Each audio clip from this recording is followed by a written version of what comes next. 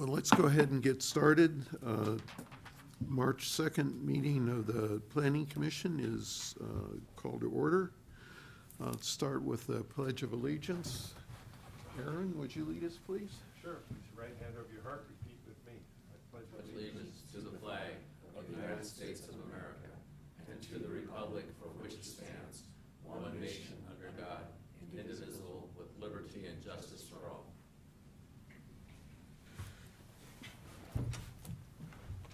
Okay, I see we have some guests tonight.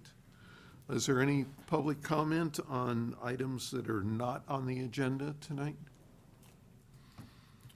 Okay, we have requests for continuances, withdrawals, or additions of ex-agenda items. Anything? No? Conflicts or ex parte communications? Do you want to report on? Nope. And approval of the minutes from our last meeting on February 3rd. Has everybody had a chance to look at them? I'll move approval. I have just one question on the last page. It says that the meeting was adjourned at 7:06, and then there's another one that says meeting adjourned at 6:25. I think it was a 7:06. Okay. So if you could correct that. So we got a motion to approve. Did we have a second? I'll second with that correction. Okay, all in favor? Aye. Aye. 5-0. Don't need that anymore. Okay, so on to item 2, discussion and recommendations for an ordinance on second residential units. Could we have a staff report on that, please?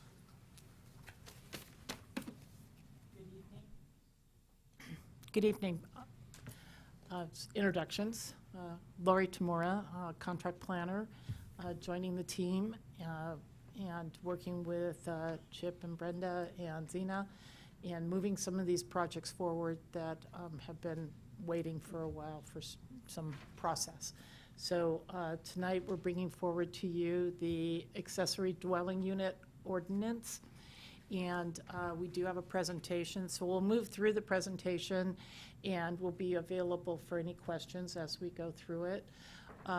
We did provide to you by email a copy of the ordinance on Friday, and a packet came out earlier today. Apologize for some of that, but we've been trying to comb through a number of different ordinances and the state law, putting this package together. So we'll start with our presentation and then go forward from there.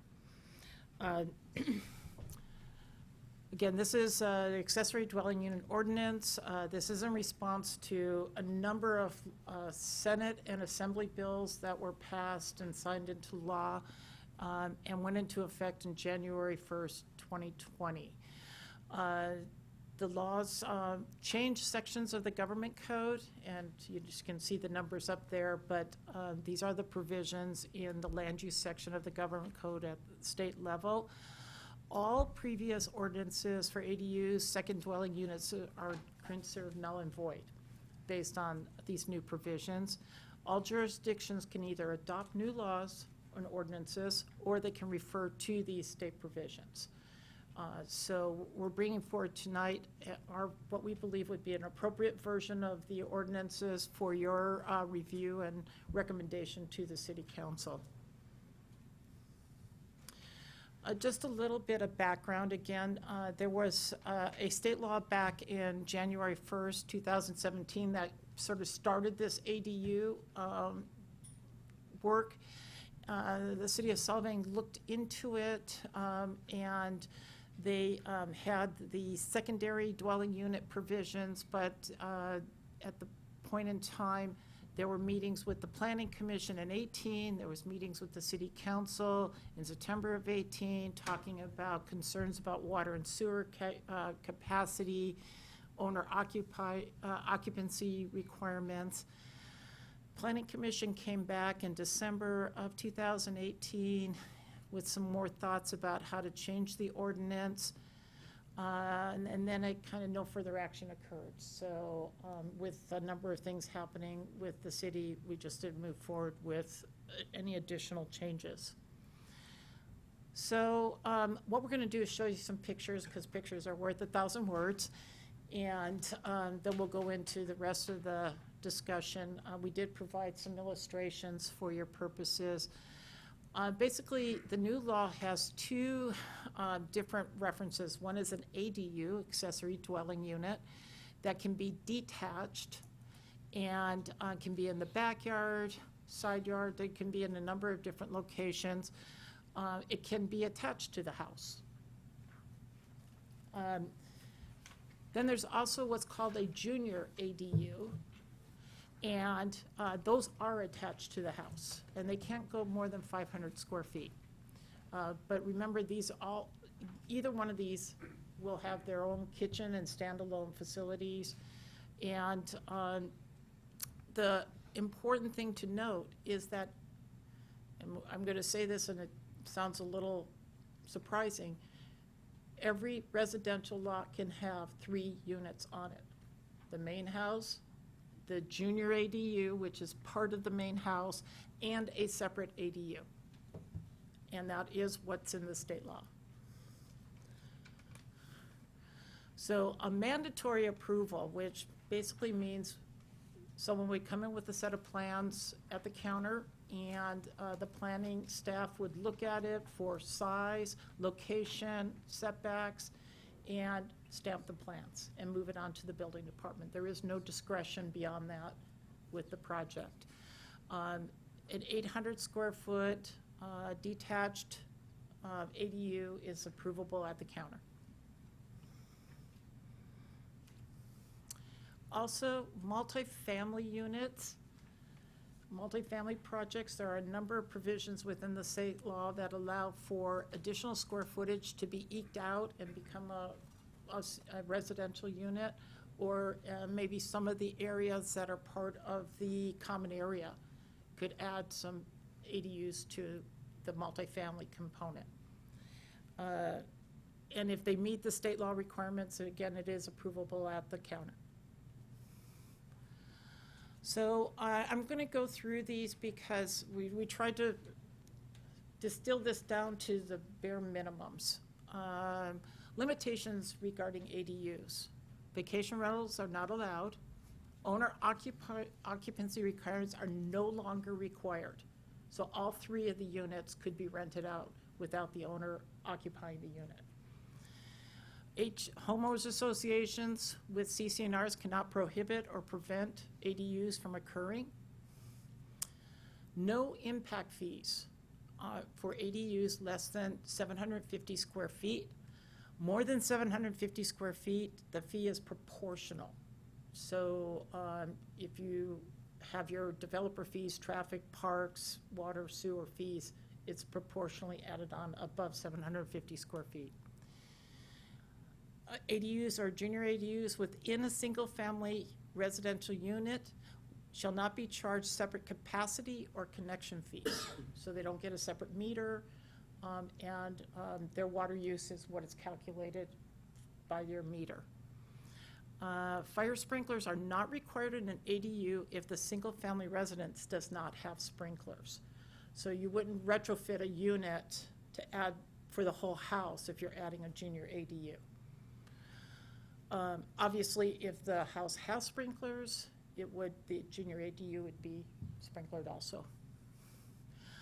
ADU sizes shall not be limited beyond what is allowed by state law, which state law allows ADUs up to 1,200 square feet with a 2-bedroom unit.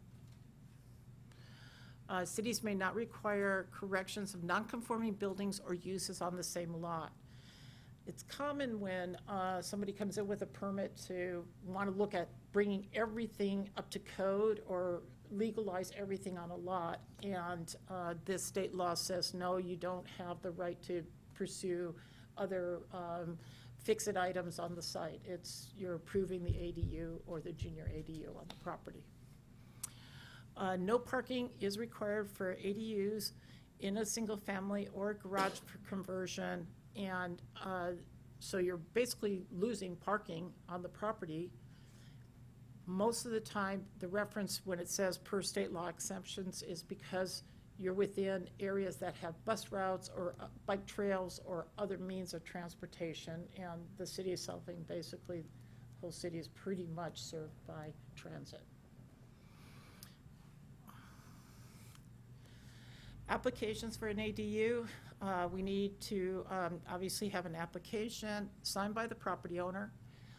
We're asking for a title report because there will be some agreements that will get recorded on the property in regards to the ADUs that are being approved. So we want to get the legal description and reference to all of the easements and anything else on the property early on. We need a site plan per city requirements, floor plans, elevation, construction plans, grading and build for the grading and building permits, landscaping plans. We do want to encourage replanting of or planting some trees or something to soften the building. And then all the other required reports that are needed for building permits, soils reports, structural energy calcs. So, you know, go through the normal building permit process. The process would involve the planning review ministerially, review the items per the ordinance and state law.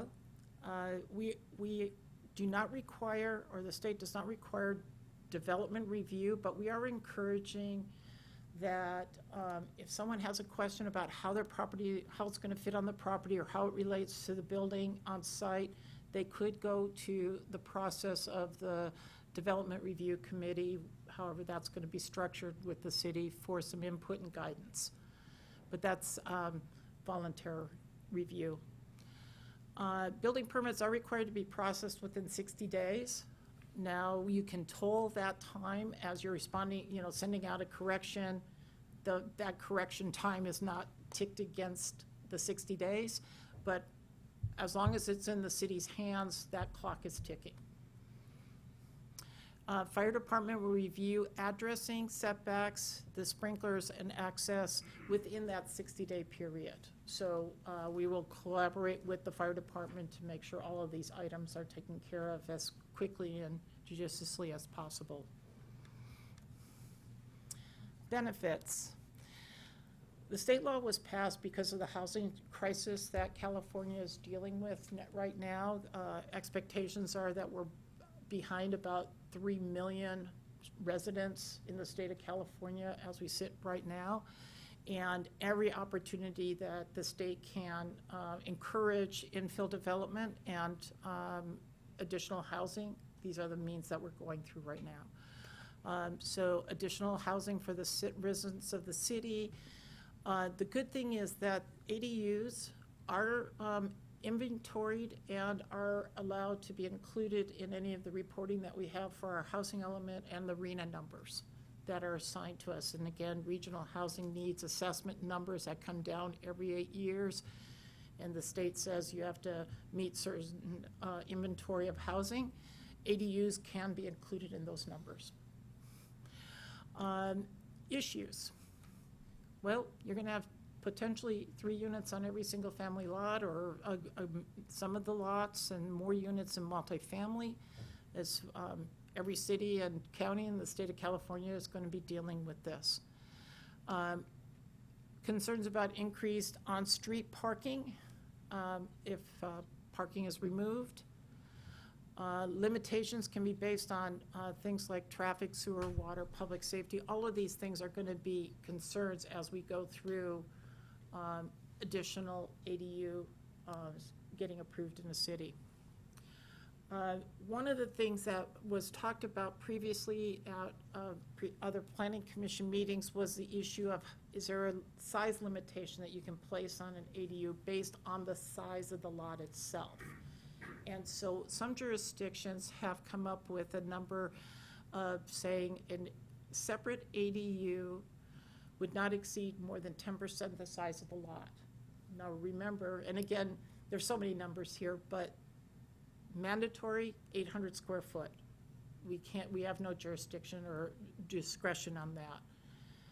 Going from 800 square feet to 1,200 square feet, if we look at the size of the lot themselves, can we limit the square footage of the separate ADU? And so if you have a 10,000 square foot lot, should we be looking at 10,000 square foot ADU versus a 1,200 square foot ADU? So we have added this question for today's discussion. Should we add that into the ordinance or not? This version that we provided to you did not have that in there, but we did see some other ones as we were reviewing the other ordinances that did put this in. That's something I would note, that's actually in the one that I reviewed with you last month, and it just, I'm not sure where, but somehow in the last week that got dropped out.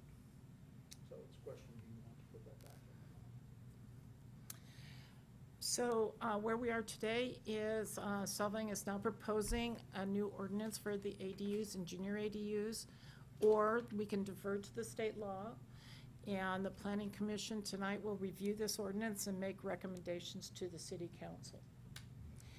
We are available for any questions and look forward to moving forward with this item. Walk me through the height issue, because I know that's one of the questions that's come up in the past, including in particular the difference between the 12-foot height limit and the 16-foot height limit. Well, there's, again, as I noted originally, there's about 7 different state laws and assembly laws, and of course, not all of them jive. There are a couple of different provisions in regards to height. One of them is that the height of the junior ADU or ADU should not exceed the height of the existing building on site. So that's one benchmark.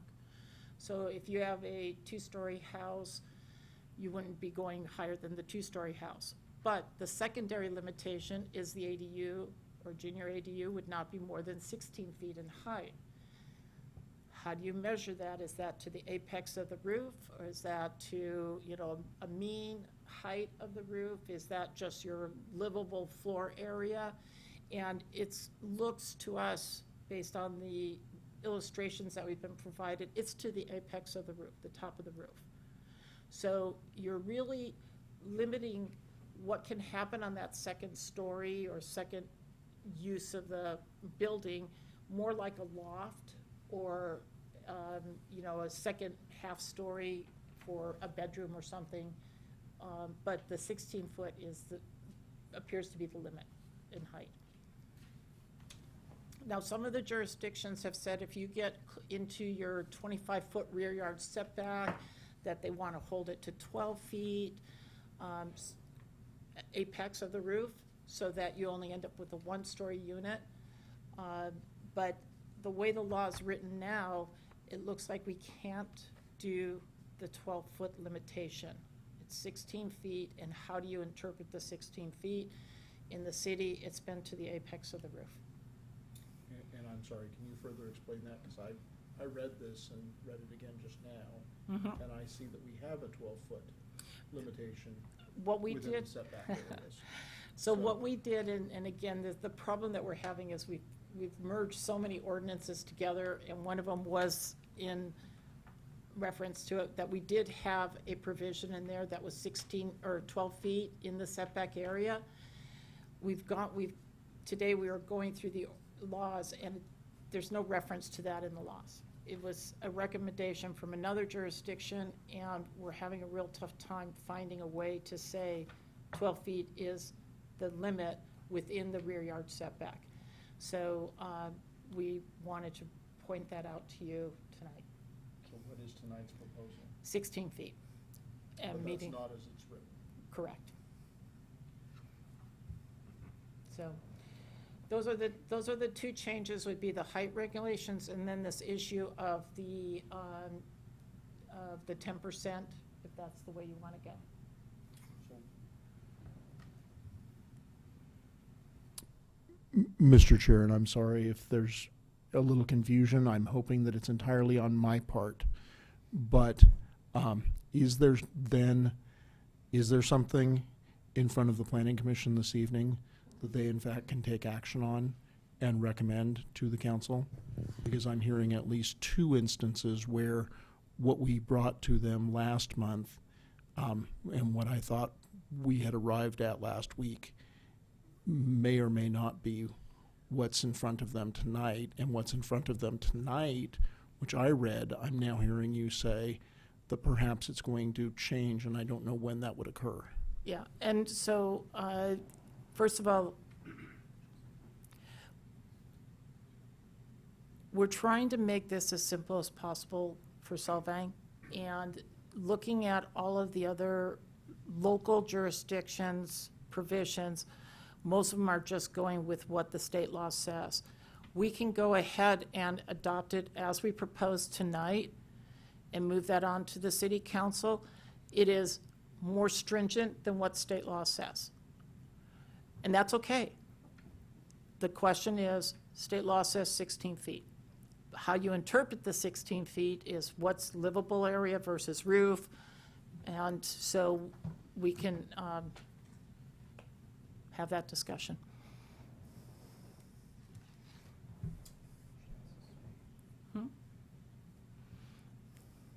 Okay, so shall we go to public comment?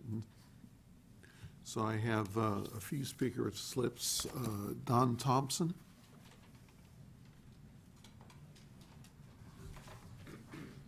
Good evening, commissioners and staff. Don Thompson here. I live in Solvang. I'm actually building an ADU right now that was permitted in January. It's a ground-up unit. It's for my mom and dad to move into. They're in San Luis Obispo, and my dad has Alzheimer's, and they're in a kind of an unfortunate situation of him being a retired school teacher, and his Medicare or his pension is too high for him to get on Medi-Cal for long-term care, and so that's what compelled us to want to build an ADU where we live. I kind of honed in on Commissioner Peterson's comment last month at your meeting having to do with the price per square foot of construction being a bit of a deterrent to people wanting to do this. You know, $300 a square foot plus your permit fees and whatnot probably doesn't pencil out for that small of a unit for most people as an investment, I don't think. You know, trying to make positive cash flow on the money that you would have to borrow. But in our case, there was other extenuating circumstances that made it more attractive than trying to bankrupt my parents and having them go into a retirement home. I was happy with working with staff through that process.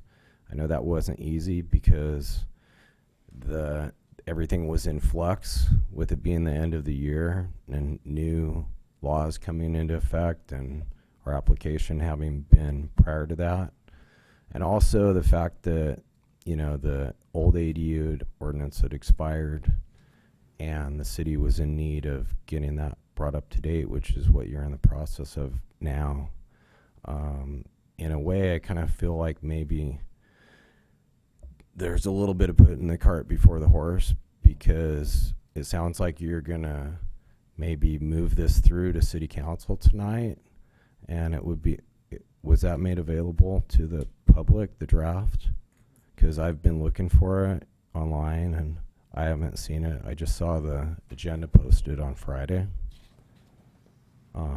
There wasn't any copies on the table when I walked in, so I'm just wondering, how do I get the actual language to look at? Because I can't really comment on the specifics of it without really seeing what the new rules are, which it might be helpful to see what you're adopting or what you're going to pass through. Obviously, it's not adopted until the council takes their action, but this is a step in that process. So I kind of feel like the public's being left out a little bit.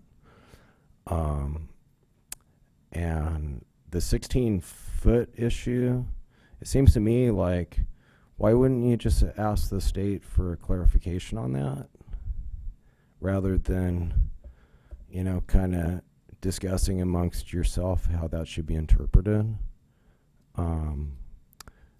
There's been some other dramas kind of occurred with some of our neighbors having to do with our project that I'd like to follow up with staff on, and I don't think it's appropriate to really talk about that here and now, but that's pretty much what I have to say. So thanks. Thank you, Don. Brian Nielsen? Members of the commission, Brian Nelson, architect, working in Solvang. I just have a question of clarity. So are you saying that item F, A, sub 2, the attached ADU, are you striking A and B about the 12-foot? That's on page 6. Yeah. You say yeah, based on what? No, I said, yeah, I found it on page Oh. 6. So my question is, are you striking that subsection 2, F1A2, about the 12-foot? Correct. Those, if I may respond? Sure. Yeah. Those are in the draft ordinance as we're proposing here tonight. We need to probably look into that just a little bit more as With how the state? best to, yes. Okay. Yes, I think it is an appropriate comment because what we're seeing is some jurisdictions are having this provision in their ordinances and some are not. And the ordinance was just, or the law was just passed in January, so we're all learning. Okay. My other comment to the planning commission is, with creative architecture and planning, I think that you can get parking spaces on the site. And I think there's ways to do it without having all the cars that used to be in the garage and in the driveway on the street. For instance, allowing parking in the front yard setback, which is not allowed now, but if you allowed the driveway to remain there, everybody already parks there anyway, right? The garage is full in their shop and all the stuff. And if you allowed the parking in the front yard setback, that may solve some of the parking issues because you can get 2 cars in the width of a driveway where you can only get 1 car on the street in the width of a driveway. So I think a little bit of creativity on the architects and planners would help solve that problem. That's the only comment I have. Thank you. Just one comment on the previous speaker. You asked where you could find this. This information is available online. If you go to the Planning Commission agenda, it's shown as an attachment to the agenda. Nancy just mentioned to me she received it because she's on the mailing list, but that when you go on the website, it's only the agenda was posted. So No. when was that added? Because I looked on Friday and I didn't see it there on Friday. But okay, yeah, thanks. Nancy Emerson?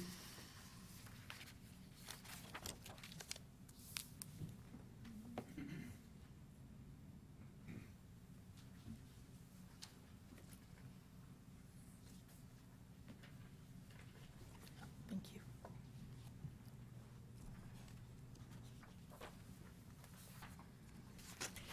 Good evening, Nancy Emerson, We Watch. I did some study of the ordinance over the weekend, and I have comments in writing. I will try to go through them. I picked up a couple of typos, and I imagine you picked those up too, so I'm not going to talk about those. In Section 4, page 3, C8, it describes the definition of passageway clear to the sky. And I know that many homes in Solvang have a breezeway between the garage and the home, so it's not clear to the sky. But my concern is if if there's no passageway required, how are people going to get from the front yard to the backyard or the side of the house, wherever they need to get to the ADU? Because on page 3,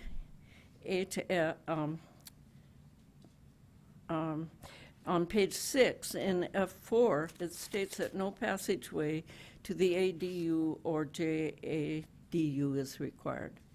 So that's one of my questions. Under process, page 3, A through F, I found this section hard to read and understand. I kept having to go back to the main sentence in order to try to understand it, and I just made some suggestions of how one might improve the language so that each dwelling unit under it was clearly what was being talked about. There were no prefixes. And then it was very clear whether the ADU or JADU was within the structure or separate from it. So just for your consideration in terms of making that section easier to use. And then moving on to page 3 of my document, because I pulled this whole section and put it in here for you to see. There was a little problem with the lettering, and I think you straightened that out. Yes, Yeah. thank you. Under processing time,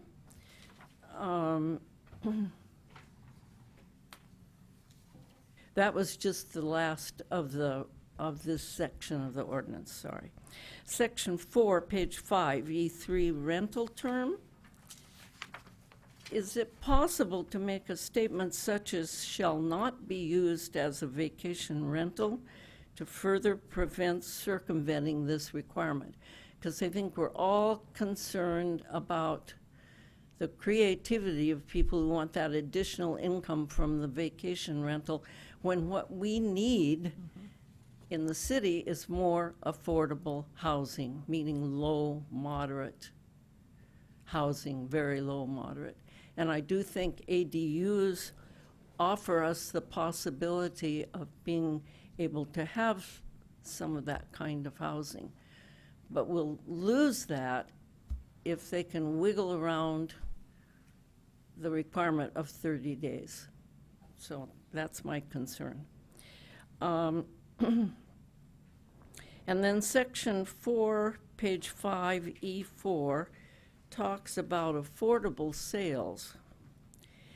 Is it possible to require long-term affordability on an ADU or a JADU? Because one of the problems that cities have had all over the country is that they establish an affordable unit, and then there's not a requirement. It should really be a requirement for the life of that structure that it be affordable, particularly if you're offering some incentives, and it might be possible to look at some incentives to make it affordable. Because I see ADUs as having real potential in this area if we can figure out a way to do it right. In section 4, page 5E, 5B, I didn't understand the term natural person. Is that a legal term?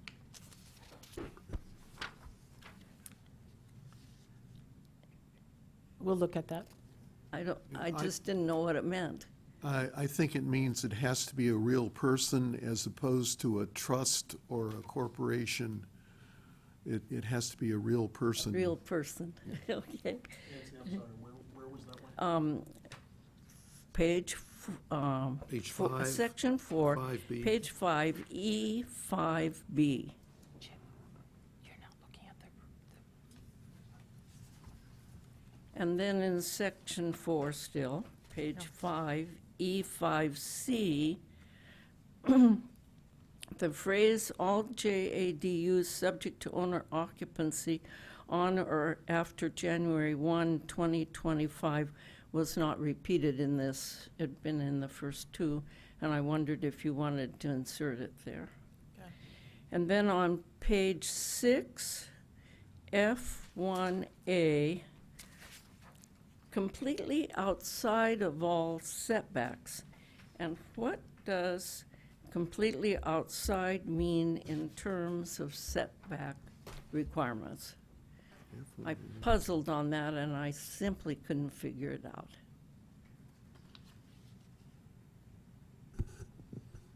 And my final comment is, or question is, page 6, F6, design requirements. I was a little confused, and I wondered if other people might be too, because the section begins with this permission to have a free consultation with the design board, which is a wonderful idea. But then it's not clear whether everyone is going to be required to go through the design review during the application project, or if you're simply putting this section in here as something that it's nice to do if you want to do it for free. So I think it would help as a layperson to understand whether this is going to apply to me. I don't think it applies in all cases. We'll discuss it. Yeah, good. Thank you very much. Okay, that's the last slip I have. Would anybody else like to speak? Mark? Thank you. Commissioners, my name is Mark Infante. I'm a citizen of Solvang. The question that occurs to me is because I have a neighbor who's looking at a 1,250 square foot ADU. And I'd like to address the picture on the screen. Very similar kind of a situation. To the left of the garage is the only, and well, to the right of the house is a little bit of an access, but to the left of the garage is the only significant access into the backyard. There is no entrance to the back. Actually, there's a private street back there, which doesn't want, well, that's another question. So, can you put an ADU in the back of a lot that you cannot get a fire engine to?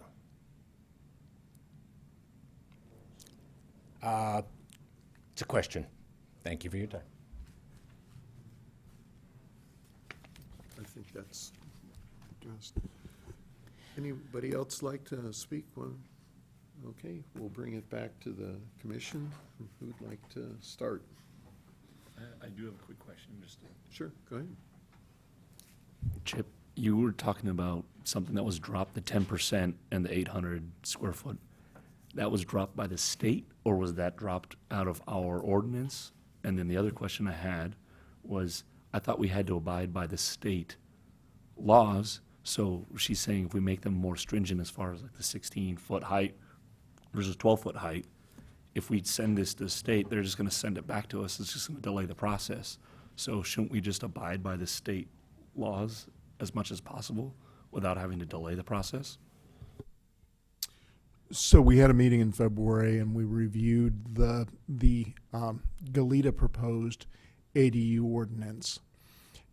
I'm of the opinion that those things that Goleta has proposed that are more stringent than the state standard, which is what you fall back to if you don't adopt your own ordinance, that those things are in fact in compliance with state law.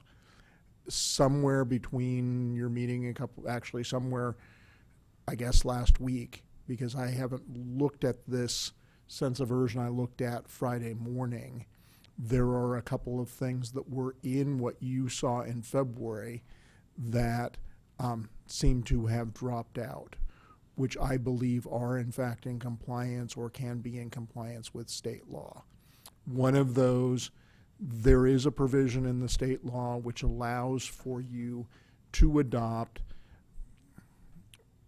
they don't call them floor area ratios, they call them, but they're basically floor area ratios. So it's a ratio based on the size of the parcel. That's something that you did discuss in February.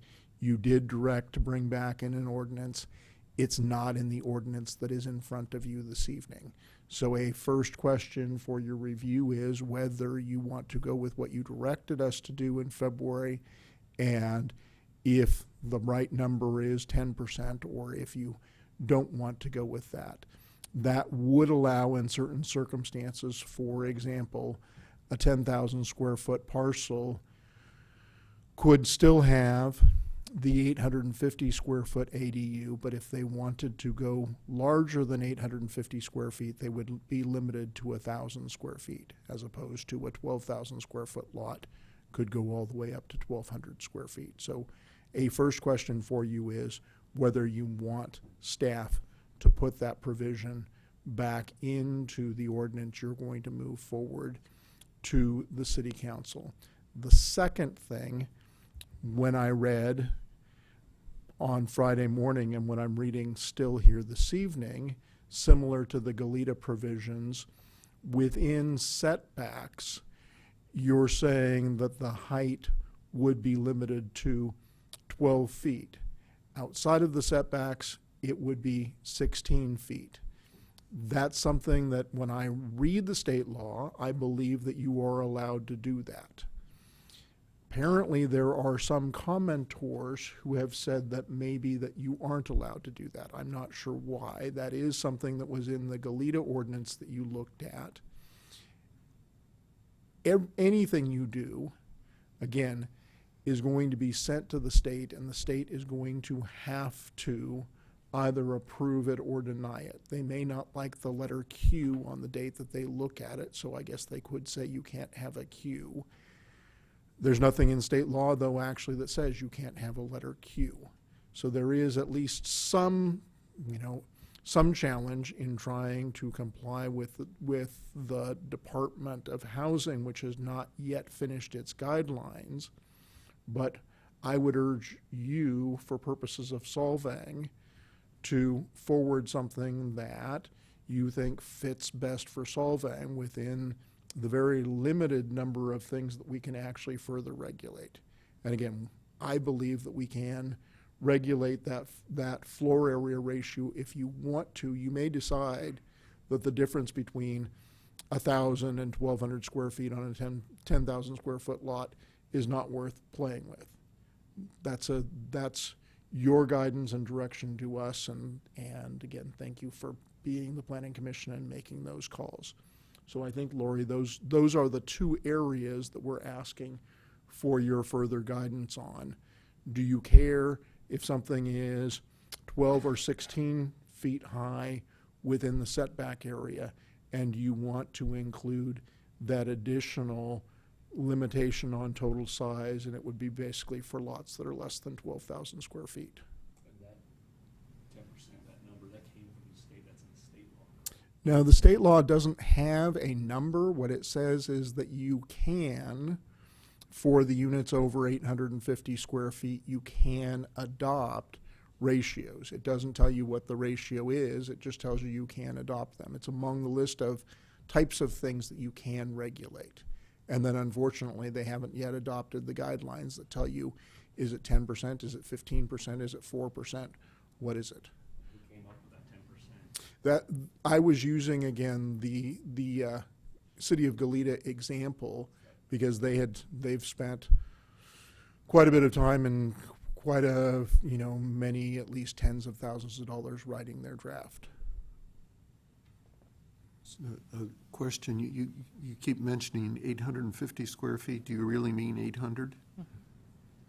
So I really mean you can't touch anything under 800. So, yeah. So when I say 850, sorry, my brain is kind of going to the old law, which used to be 850, and now it's 8. Okay. Yeah, and I don't know why the legislature, in change I its didn't know incredible about. wisdom, changed it by 50 square feet, but it's now 800. You have essentially no regulatory control at all. Right. And on larger lot sizes, you're talking about 10,000 square feet, there are many lots in Solvang that are bigger than 10,000 square feet. Yes. So an ADU of 1,800 square feet or 2,400 square feet wouldn't be unheard of if we set a 10% limit on. No, the limitations would be additive. So what we're suggesting is that 1,200 Is the max. is the max.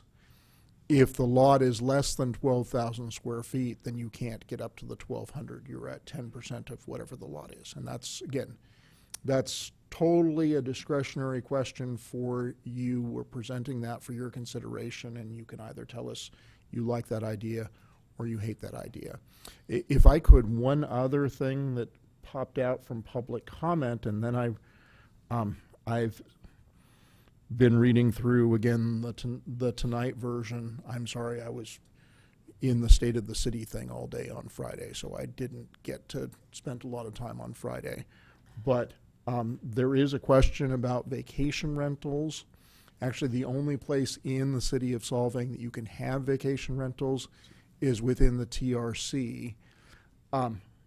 I had been of the understanding that that was the way that, in fact, Solvang was going to regulate the vacation rental issue. So there wasn't a need to further clarify that issue, because if you're outside of the TRC, then you cannot have a vacation rental no matter what. You, in fact, can't rent anything for less than 30 days. I now read that there is now added a prohibition on rentals of less than 30 days in the ADU ordinance. I think what we would ask you all is if that's your intent, or is your intent, as with everything else within the TRC, you can in fact have short-term rentals even if it's a thing called an ADU. So I think we need your direction on that. One of the challenges, if you don't do that, there are, as you probably all know, there are units within the TRC area where people come in with development plans for essentially large hotel rooms. And those may be 500 square feet, for example, and those can be permitted as a short-term rental. I guess you just wouldn't call it, an ADU or a JADU. You'd have to have a development plan and call it a big hotel room, or call it a short-term rental unit. And so the question, which tool would you like to use? Would you like to have the simpler tool or the slightly more complicated tool? Comments?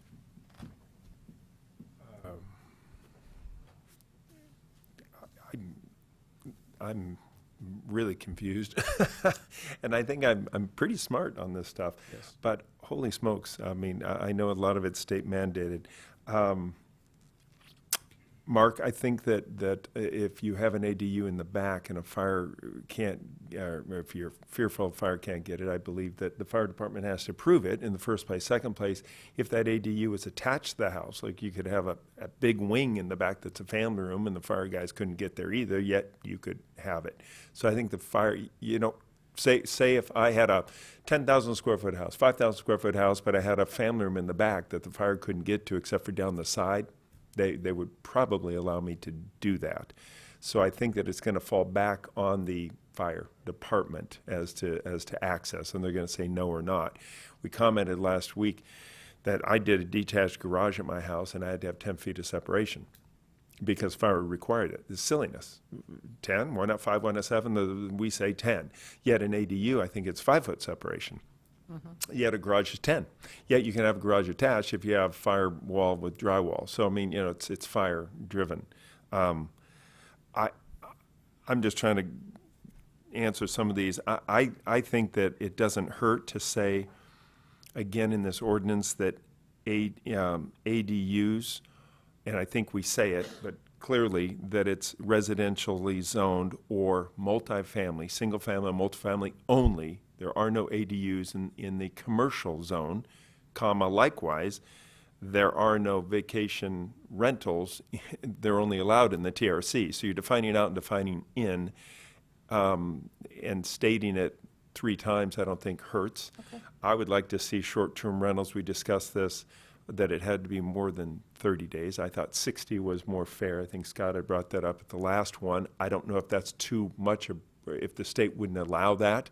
But again, it kicks it out of that 30-day rental, because they can become vacation rentals where I'm renting it for 31 days and yet the people are only there for 2 weekends, or something like that. And yet, but that you've signed it, and I know it happens all the time, where maybe it's the 60 is a little bit more of a deterrent. I like the 10% coverage. I think that's a smart thing to do. I don't know, I know we have, 20R ones, we have 10R ones. Do we have 7R ones? I don't know how small we go down to in the city on our single-family zoning. If I could respond to that. Yeah, Remember, we cannot deny 800 square feet.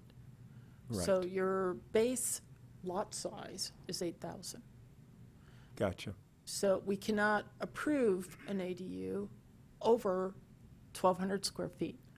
So we're in this margin between 8,000 square feet and 12,000 square feet that the 10% coverage Would coverage, makes would cover. sense.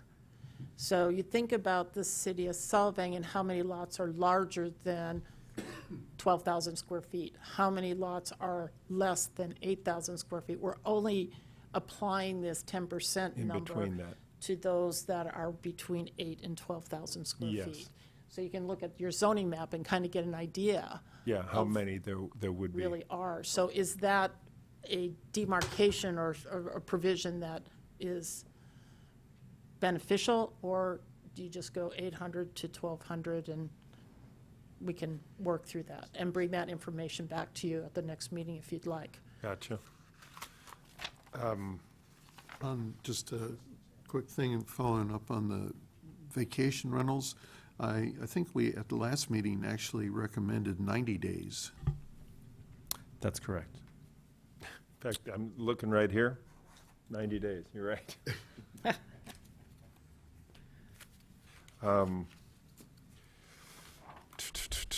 Boy, there's just so much, it's tough to keep up.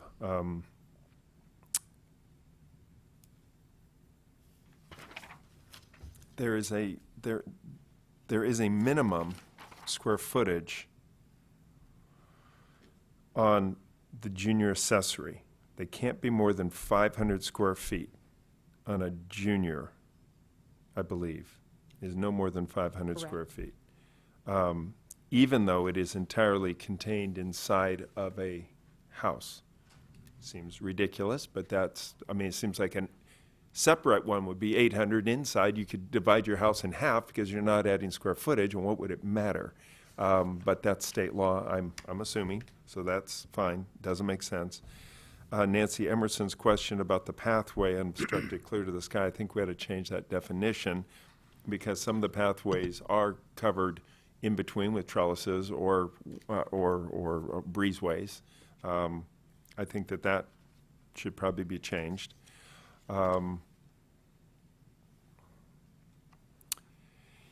If it is attached, again, if it's attached to the primary residential unit, the ADU is further limited by 50% of the floor of the existing building.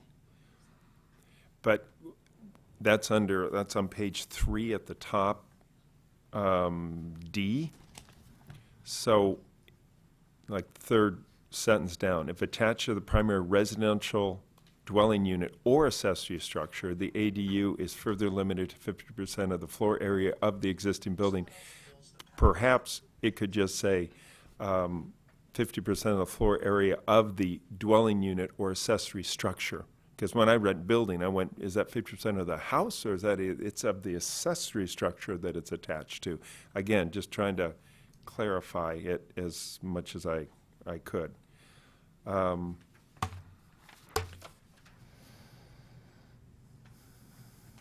Under the that same page 3, if we go down to 4, efficiency kitchen, this efficiency kitchen, it's under the junior accessory dwelling 5, but then it D states includes an efficiency kitchen. These are it's a definition of what it is. It might want to say it includes at least an efficiency kitchen. Because I could have a full kitchen if I wanted to. It's saying you can only have an efficiency kitchen. That's why I might read that. So it must have an at least, and I know what we're trying to say, at least has that, right?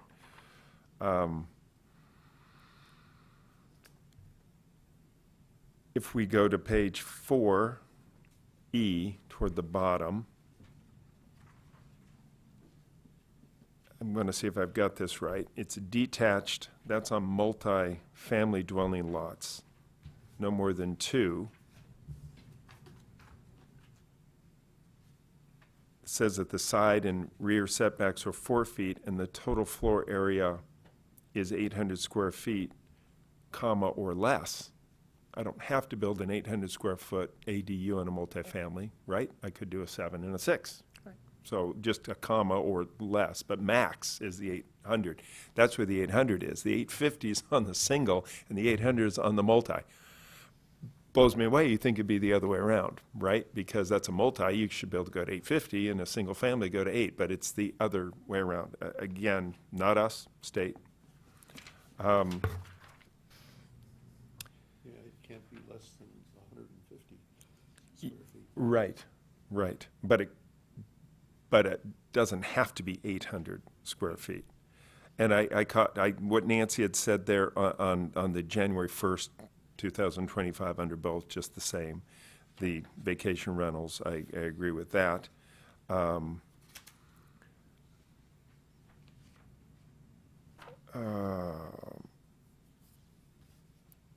I'm trying not to take so much time. If we go to page 6 as an example, this is just a general comment. Page 6, F at the top. Supplemental development standards for ADUs, that's F. The following requirements apply only to ADUs that require a zoning permit under subsection D. Just for clarification, I think that's section 4, D2. But I don't know, there's so many numbers. I kept flipping back to D, and I'm turning the page, and I go D, and I go, D is not that. D is something completely different, but it's section 4, I believe, D. And I know we start with sections, then it goes capitals, then it goes 1, then it goes little, then it goes I, then it goes back to letters again. And I was Nancy had made that comment too. It's so hard to track that. I can't believe that. Under that same page, C, where we had brought up, I think, and Ms. Emerson had said the 16 feet, so that's under height. And I know we're going to maybe rework that, but under C, 16 feet if located completely inside of all setbacks outlined instead of outside of all setbacks. I don't know if that helps clarify it. It means that they're inside the setbacks, you can go higher. I think that's what we're talking about. On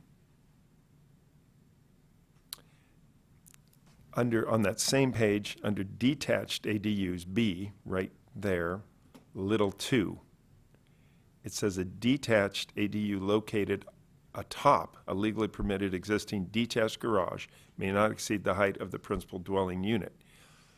What if your garage is higher than your principal dwelling unit right now? You can't then put an ADU on on the second floor or in that unit, in that entire building, because the building is higher than the garage is higher because of the slope of the topography. Your garage is here and your house is here. That whole garage cannot be. Your garage just has a higher slope and it's 2 feet above your house. You can't put a second residential unit on the second floor, the first floor, or the entire detached structure.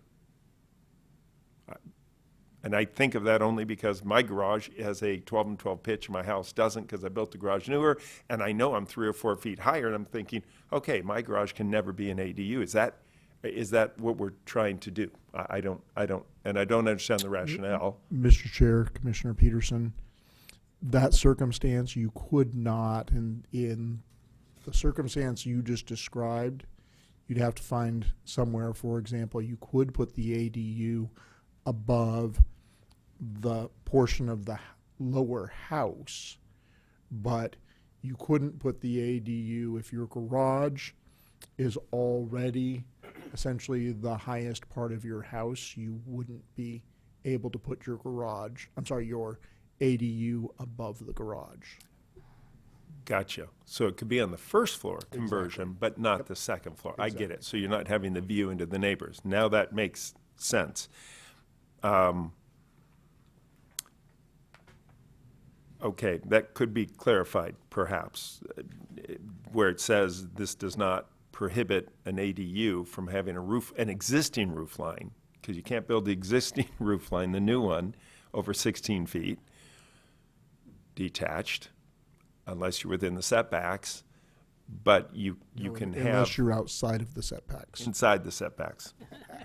Not outside. Outside, you can't be 16.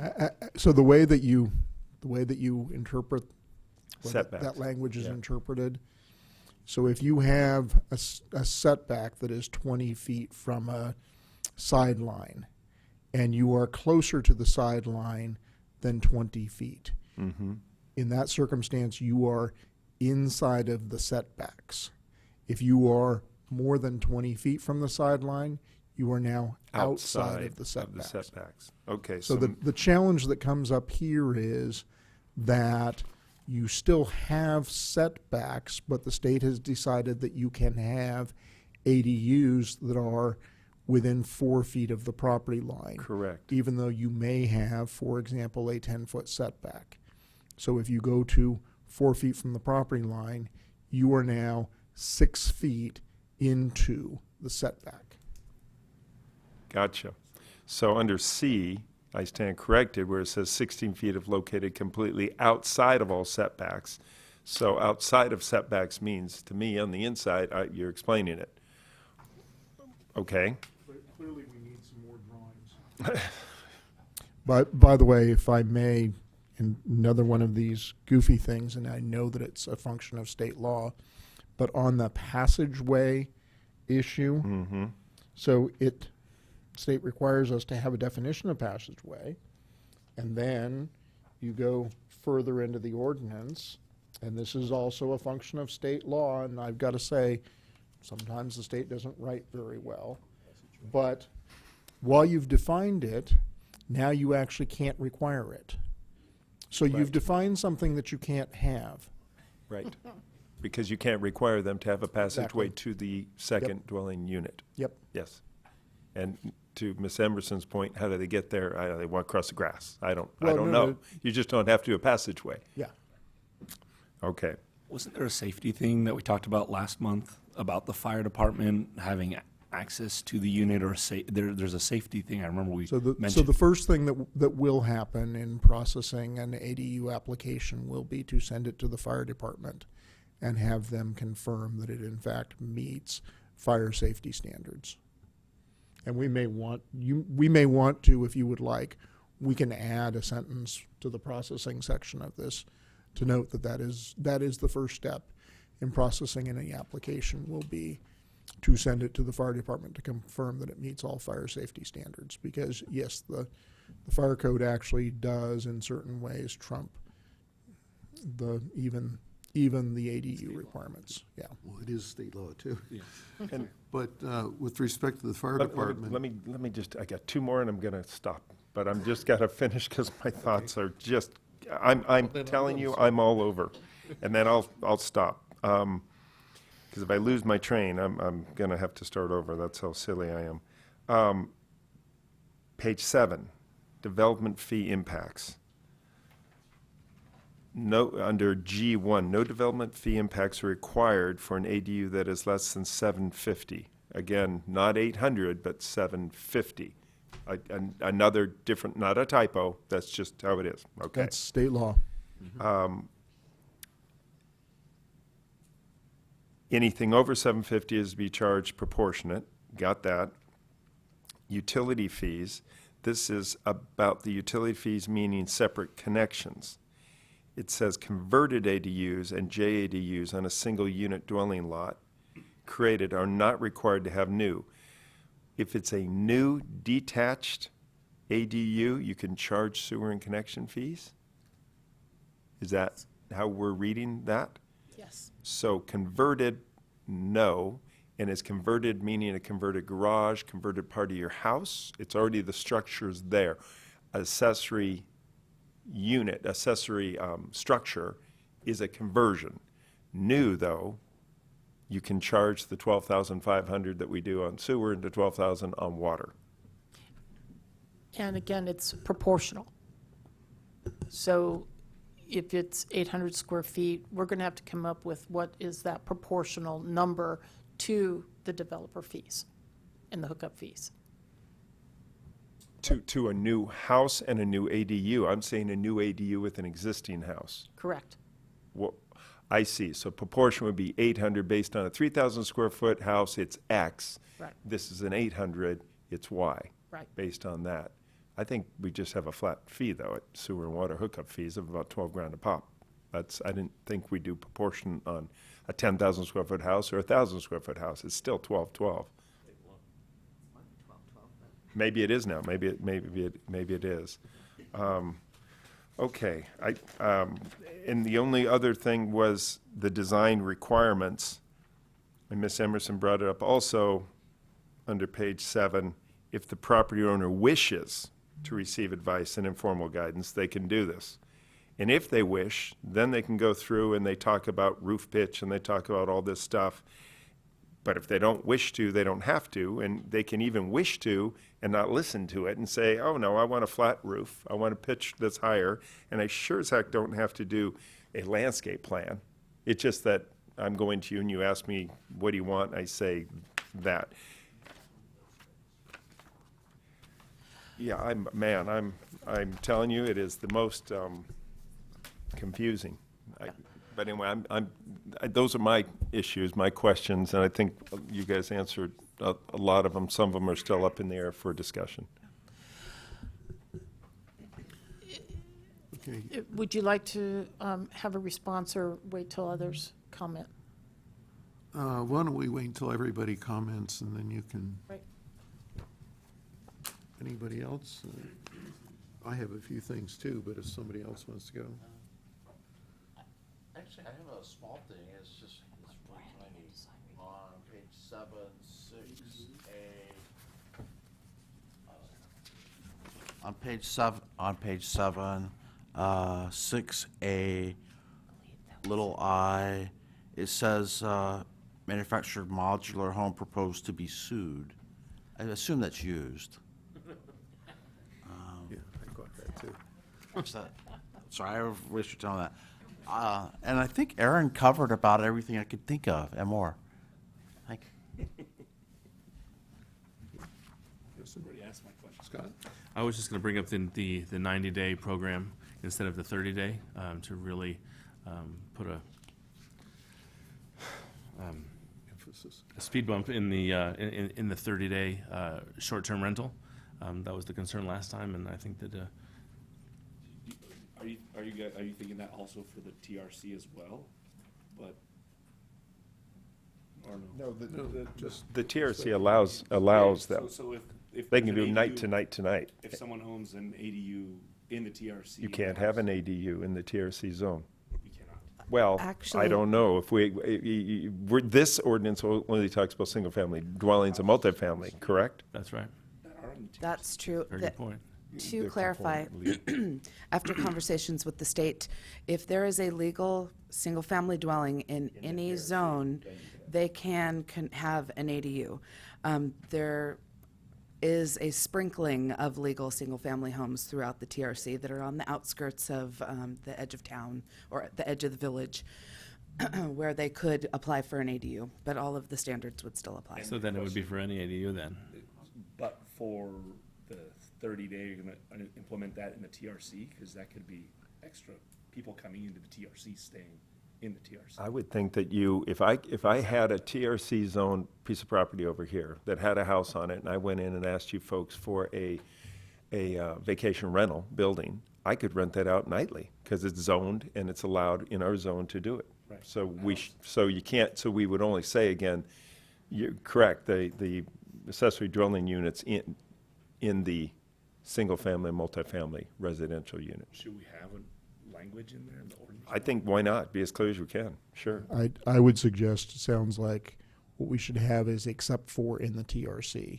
You cannot rent for less than 30, 60, 90, whatever it is. They're in town spending money, why not? Definitely.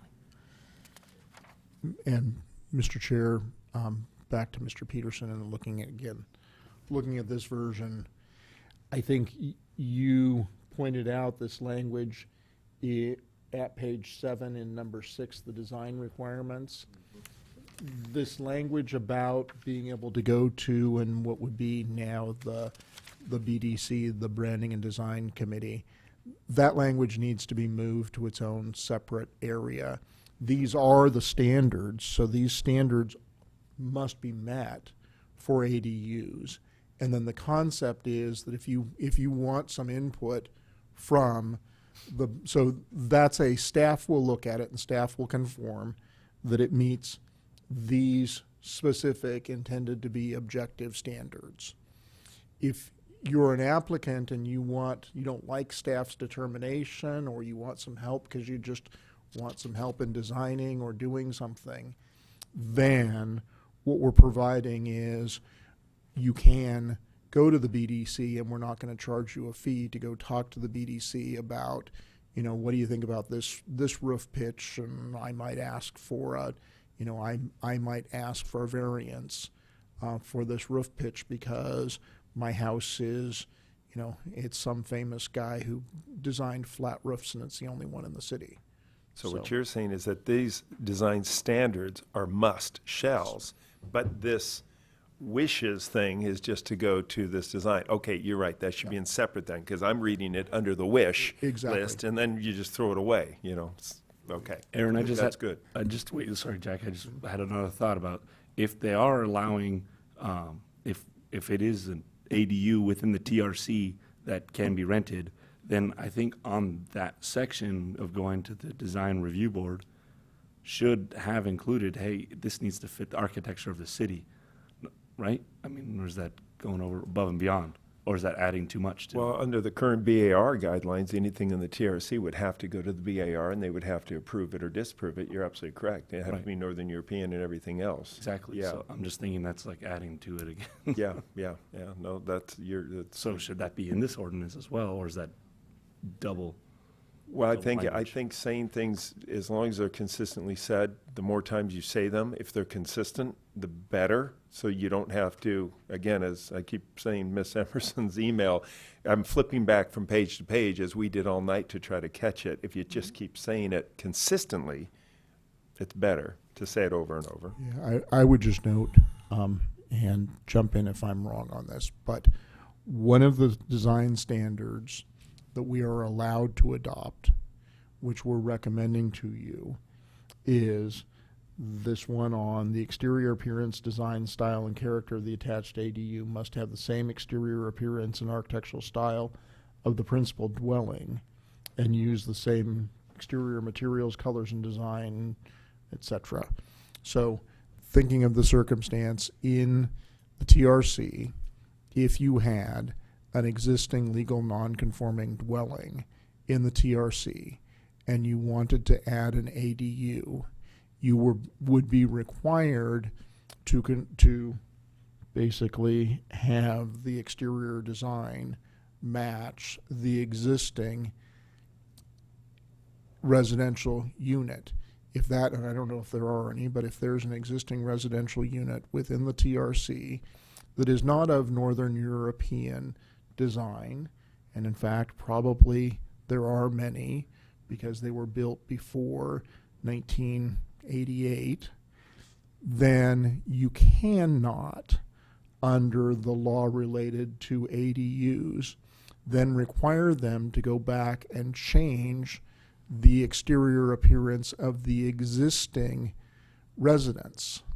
And since you can't require them to change the existing residence, and they will be required to have the ADU essentially mimic the existing residence, then no, we won't be able to have them go through the BDC and use that as the, use that essentially like the hook to now change that existing structure. So that So is, I wouldn't state, put it that is here. state law that says Exactly. that it must match the existing dwelling, principal dwelling. It's state law that if we want to impose something, one of the things they allow us to impose Is that it must is match the it dwelling. must match the existing dwelling. Interesting. So as we noted on the limitations regarding ADUs, the second to the last line says cities may not require corrections of nonconforming buildings or uses on the same lot. So talking about bringing the architecture up to Danish style of an existing single-family home would not be one of the provisions for an ADU going into the backyard of that unit. It wouldn't negate the correction by itself. You just can't use that as a condition of putting in an ADU. Correct. But following up on that, where it says that you can't do a corrected version on the dwelling, you're saying they can't go into that dwelling and look at the electrical, or, no, it's to be looked at as a standalone ADU, and we don't care that you've got violations on the primary residence. The only way that that could possibly be is if you're going to do the junior ADU and you're actually Inside. affecting the house and it's a health and safety code issue. Yep. Then I Window believe isn't wide enough, something that for something that- egress. Yes, yes. But as far as the TRC zone requirements about architecture, an Sure. ADU would not trigger the change of architecture. No, I get that, but they wouldn't even trigger looking at the primary dwelling and saying you're in violation of some things, and you must bring that up to code. Now, there are certain health and safety code standards that simply apply independently. So if somebody's raising minks in their attic and they've chewed through the electrical wiring and things like that, then yes, the city can require correction.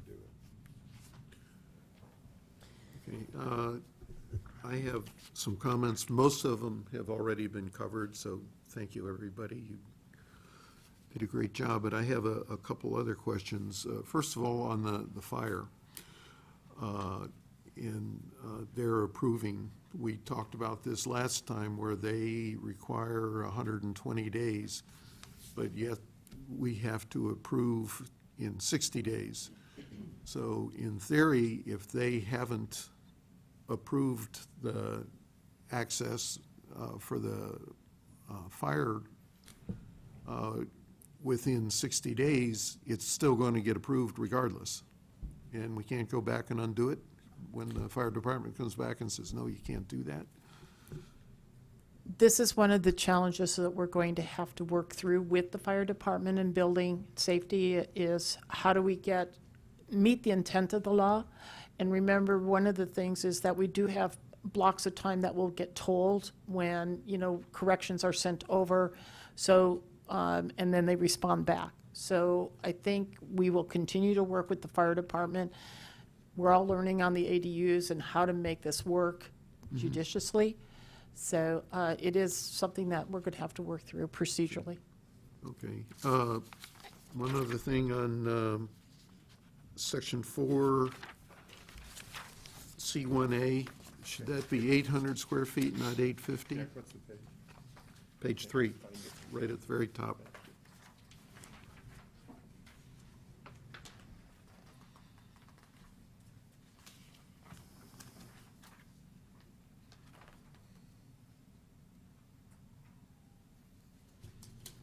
It's where 10% and everything comes in, right? It could if we put that in, yeah.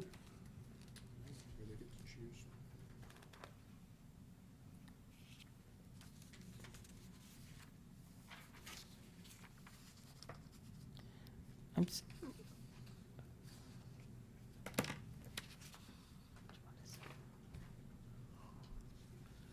Right at the very top of the page, page 3, item A, it says is no more than 850 square feet for a studio or one bedroom. Yes, thank The you for catching that. definition It of is an ADU. 800. 800, I thought so. Okay, and then just out of curiosity, on same page, item 5 on junior accessory dwelling units,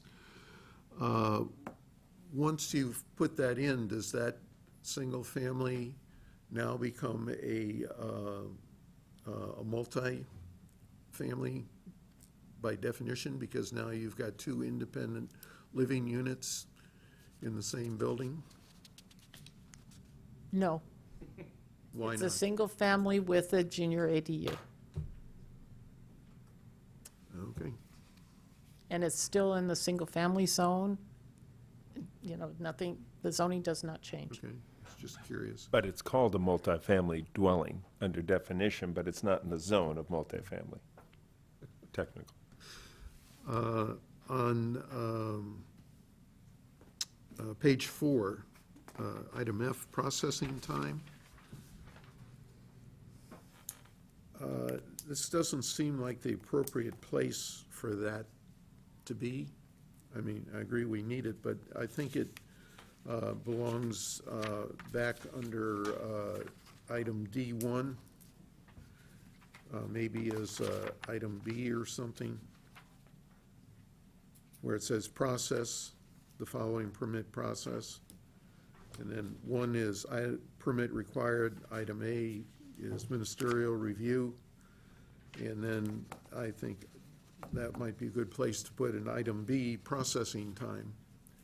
It just didn't seem to fit in with the rest of the requirements that we have here. That's a good catch. Flows better. Thank you.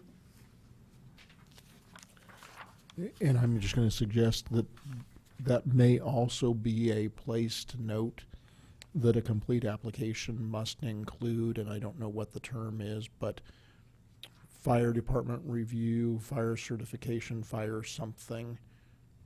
Okay. Okay, go on page 5, item E, you've got, under item 1, you've got fire sprinklers, and then next line down, you've got unique address. Shouldn't that be a separate item along with access and septic system? So that should be renumbered. 2 or 3 or 4 or 5, yeah. Yeah. Got it. Put them all down.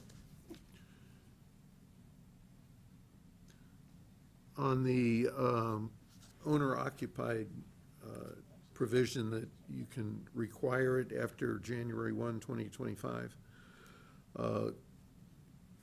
does the law, the way it's come out, negate the requirement that we had previously on, so ADUs that we had previously approved that had to be owner-occupied no longer have to be?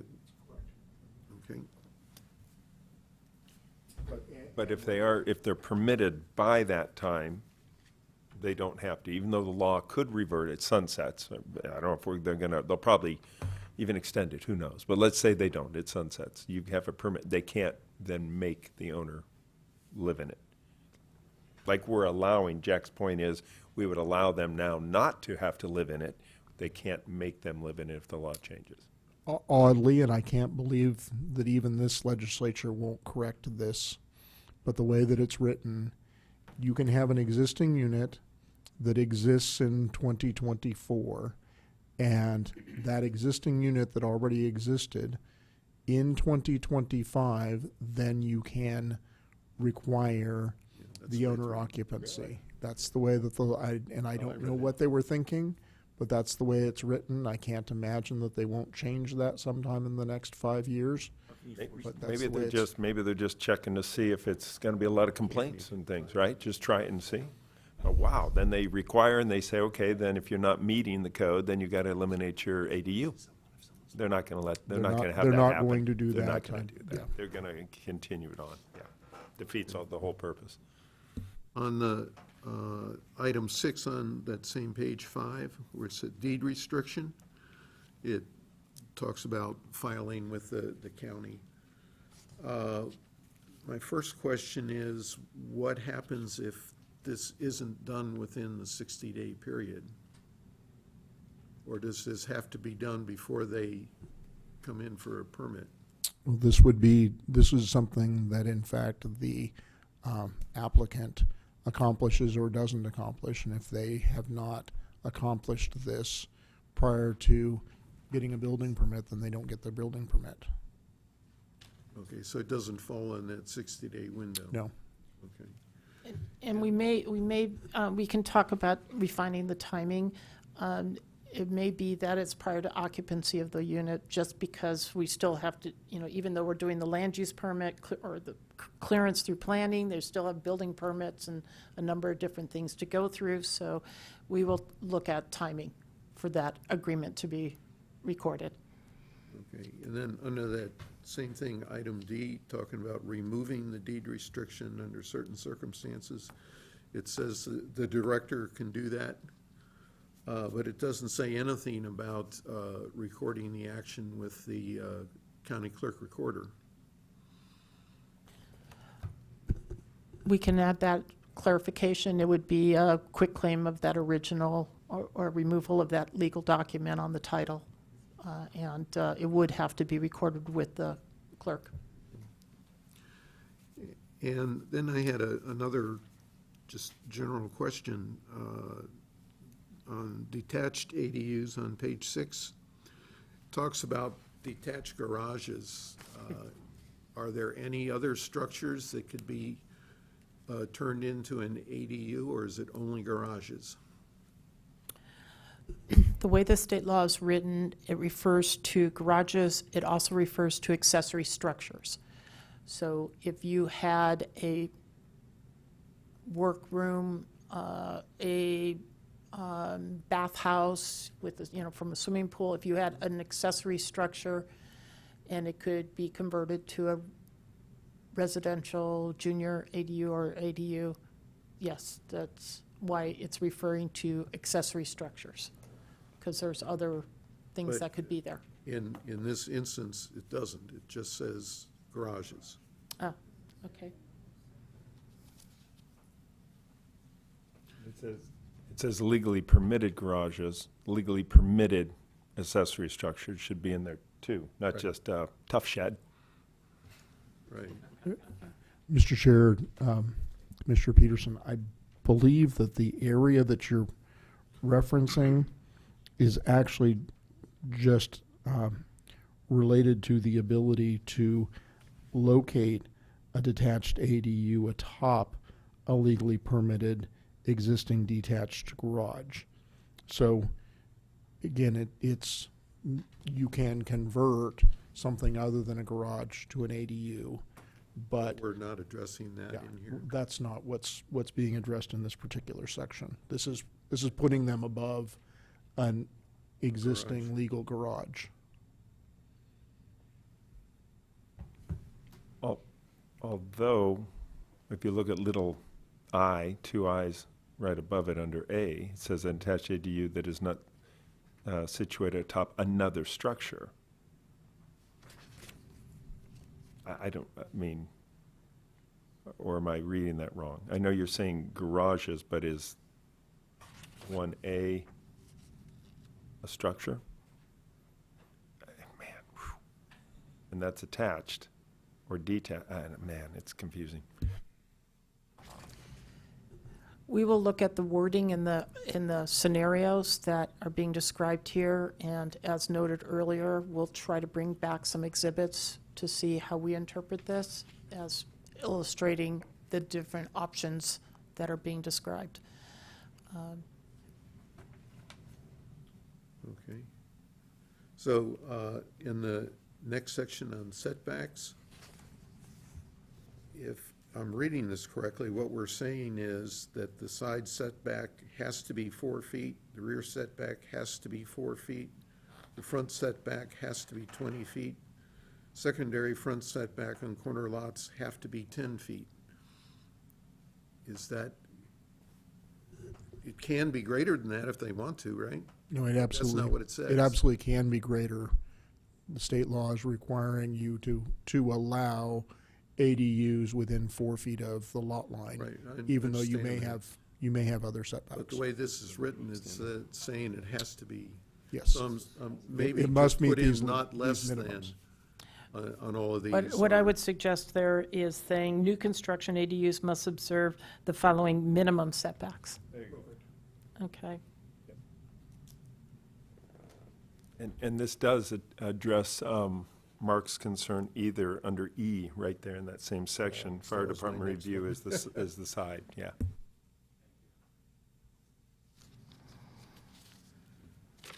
Okay. On page 7, design requirements, what Chip and Aaron said, you almost took word for word what I have here. The way this is written, none of these are requirements. And in fact, they now will become requirements. Yeah, and they should be, yes.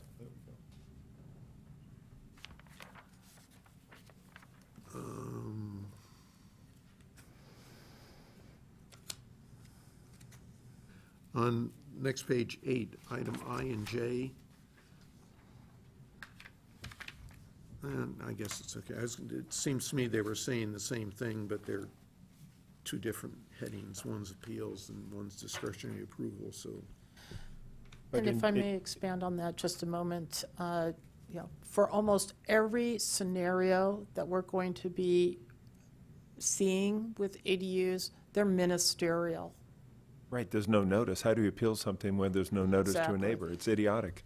You have So- 10 days to appeal something you didn't know was going on. Yeah, and so the question is there any, is there any scenario where we would have a discretionary review or an appeal process through that? And this was in other ordinances, so we left it in as a procedural process that would take it to the next level, to the planning commission or to the city council.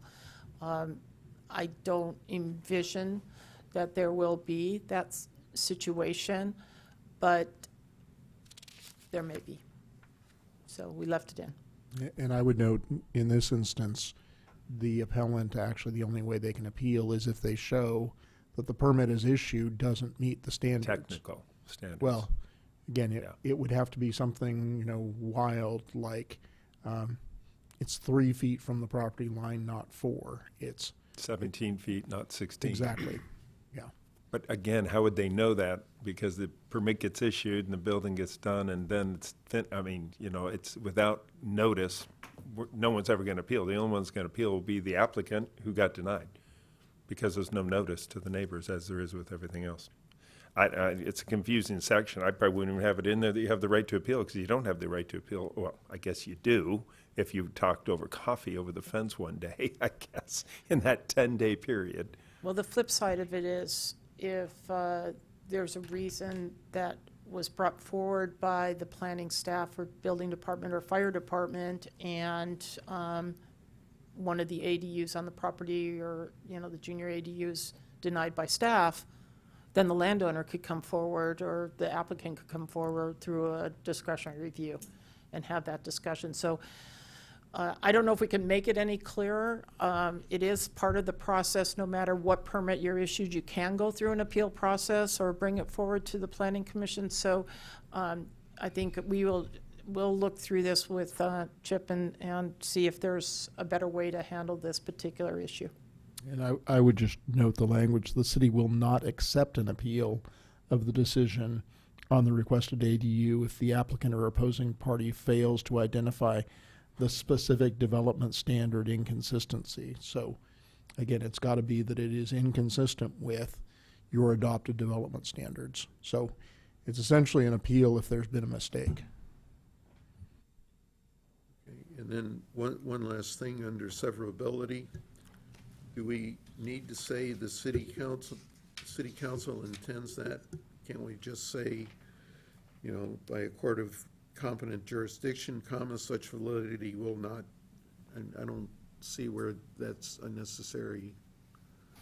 This is very, very, very standard language. It essentially is if there's one part of this ordinance No, I understand that. that is I'm talking wrong, then about it doesn't affect the rest. City council intends. Well, again, you usually state that because the council's intent was that each and every part of this ordinance will stand alone And so if you have a finding that there is one particular part, then what one would argue in court is you throw out the whole ordinance. And otherwise, when you adopt ordinances, you make the statement that we intended each and every part of this separately and independently. And so even if section Q is thrown out, everything else stands. And that's what it says. Right. Okay, that's all I had. So I think there's a fair amount of work to Just be one, done. one more, just, if we go to page 5, the bottom of page 5, and this is talking about deed restriction, it's when you brought it up, Jack, I remembered, I forgot to bring it up. The last sentence, if the ADU or JADU is not entirely physically removed. So this is when I go in for the deed restriction taken away, I don't want it to be an ADU or JADU anymore. And I have to go in and take out the facilities, removal of the, for example, the kitchen facilities, it says. So last sentence, if the ADU is not entirely physically removed, but is only eliminated by virtue of having necessary component of the ADU or JADU removed, the remaining structure, here's the key, and improvements must otherwise comply with applicable provisions of the city and zoning. Do I have to pick it up and move it to the 10-foot setback when I'm at 4 foot? It's no longer an ADU or a JADU. It's sitting there with that 4-foot setback. I take but I don't take it and remove it totally. You understand where I'm going? Then, and now it's accessory, or it's back to a garage, get it back into the 10-foot proper 15-foot setback. So maybe, except for the setbacks or the height. I don't know. I guess height wouldn't matter, but it's really that setback issue. You got to forklift it over and move it in 6 feet. I don't know. Seems kind of absurd. What would the commission like to have happen in that circumstance? Except for setbacks. Okay. I mean, that would just be So, great. so you would like to go ahead and leave accessory structures that were, and this is going to sound argumentative. It's entirely not meant as argumentative. It's asking your direction. Something was permitted, and the only reason they were able to build it in that place and in that way is because of the state's desire to have ADUs. That structure is no longer an ADU. Are you okay if it becomes a pool house, it becomes something else? Yeah, I am, because in fact, it's a less use than it was before. I don't think anyone's going to do it on purpose to get a 4-foot setback, as this gentleman's doing, perhaps, and then his parents move into a home, and he makes it into a pool house, and I got a 4-foot setback instead of 10. I don't think anyone's doing that. I mean, seems kind of silly. I agree. Okay.